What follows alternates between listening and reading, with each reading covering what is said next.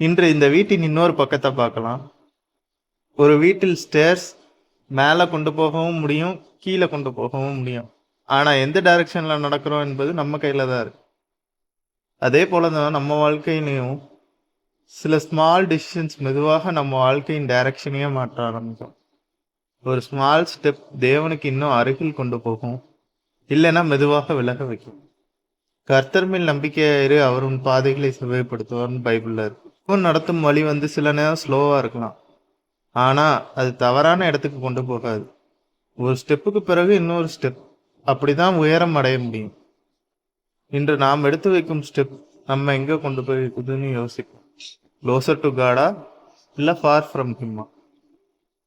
அப்படின்னா இன்றைக்கு ஆண்டவர் உங்களை அழைக்கிறார். நம்ம அவரு க்ளோஸா போகிறதுக்கு அவர் ஆசைப்படுகிறவரா இருக்கிறார். நம்ம அவருக்கு ஒரு வழியை உண்டாக்கும். ஒரு ஸ்மால் லைட் முழு இருளையும் மாற்ற ஆரம்பிக்கும். ஆனா அந்த வெளிச்சத்தை ஃபாலோ பண்றோமா என்பதுதான் முக்கியம்.